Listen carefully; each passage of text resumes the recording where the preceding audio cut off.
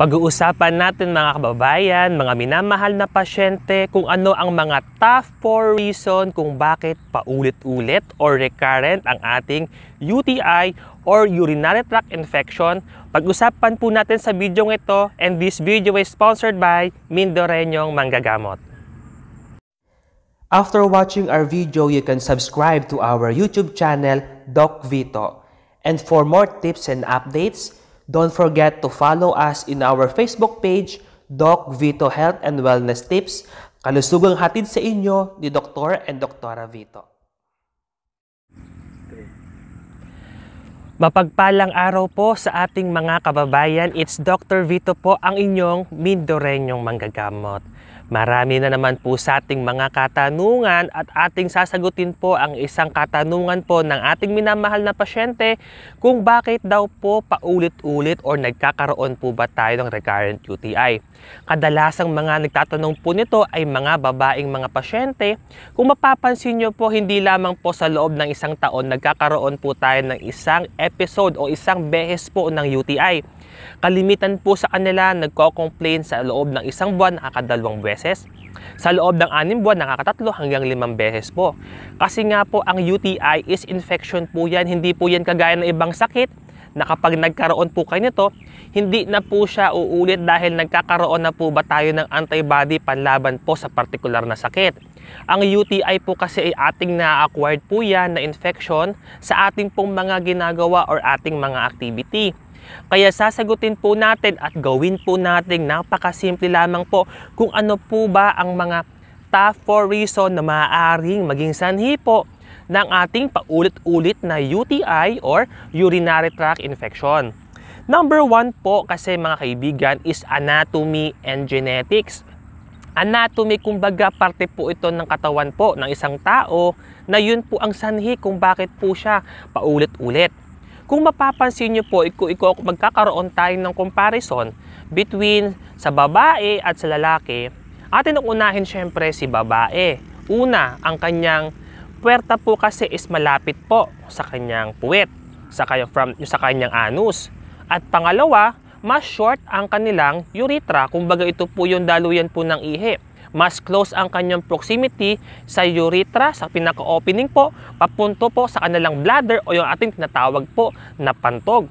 Kaya nga po kung mapapansin nyo po kapag po sila ay umiihi, kadalasan meron po silang kasamang baby wipes or kapag naguhugas po sila, nadadamay na rin po kasi ang opening ng kanilang anus or yung kanilang puwet kapag sila po ay naguhugas. Yan po ang isa sa mga rason kung bakit po palagi po nasa babae ang paulit-ulit po nagkaka-UTI kahit po nagamot po sila nung nakaraan pong linggo or nakaraang buwan or nakaraang pong taon. Mapapansin po kasi natin ang bakterya po kasi. Yan po yung nagkakos ng infection na galing po sa kanilang puwerta, aakyat po yan papunta sa kanilang mga pantog. Pwede po mag-cause ng ascending infection po or ating tinatawag na urinary tract infection. Kaya nga po sabi nga po nila may mga ibang particular case din po na ang sabi po dito is ang babae daw ay natural pong receptive sa mga bakterya. Ibig sabihin po, talagang minsan nafa-flush naman talaga siya ng ating katawan. Kumbaga kaya naman siyang sugpuin ng ating katawan. Pero syempre, may mga receptor sa kanilang kidney and UTI kung bakit po sila mas prone po sa UTI. Number 2 reason po natin is yung bathroom habits. Kung mapapansin nyo po sa mga babae po, medyo particular po to sa mga babae, kapag po sila ay pupunta sa comfort room, mapapansin nyo po kumukuha sila ng mga baby wipes muna or tissues kasi pagkaihi po nila, kailangan po niya madampian po or kailangan po gumagamit sila ng tissue para po hindi po magkalat po yung ihi or hindi po siya maging messy.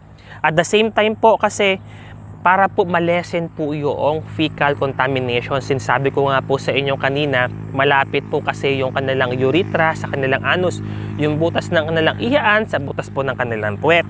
Kaya nga po hanggat maaari po sana, ang ginagawa nila, gumagamit sila ng wipes para po ma-avoid ang mga contamination po na galing po sa ating anus. Kaya nga po kapag po kayo mga dalaga na, or kapag kayo pupunta sa mga public CR, make sure po na meron kayong dala pong mga tissues or baby wipes. Number 3 po ay sexual activity. Ang sexual activity po ay inuulit ko po, ito po ay dapat po para sa mag-asawa. Ang nangyayari po kasi kapag tayo ay mayroong contact, hindi natin maiwasan na magkaroon ng contamination sa ating mga ari or ating mga genitalia. Siyempre po, habang nagkakaroon po tayo ng intimate contact or intimate relationship, hindi po natin maiwasan ang mga ganitong contamination.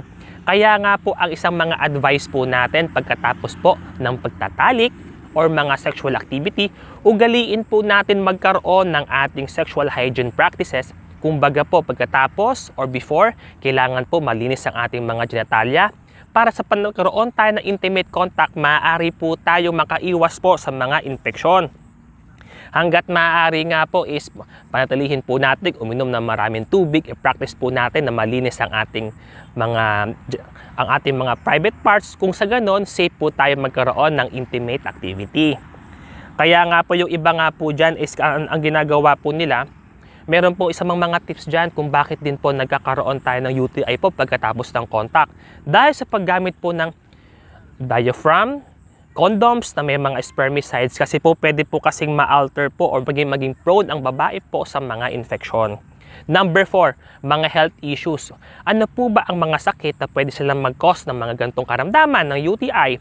Number 1 po is yung may mga diabetes, yung may mga neurologic disorders gaya po ng stroke. At pangatlo po is yung mga nagkaroon po ng operation.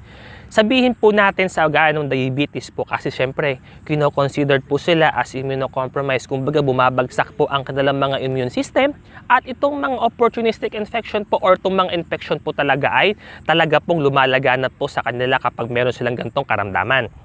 At mapapansin po natin mga kaibigan, sa mga pasyenteng may previous surgery or operasyon sa kanilang mga ari, sa kanilang bladder, nagka-alter po kasi yung kanilang mga anatomic parts. Kumbaga po nagkakaroon po ng pagpepeklat or fibrosis, gaya po ng pagkakaroon ng isang UTI na talaga magiging sanhi po ng paulit-ulit na infeksyon.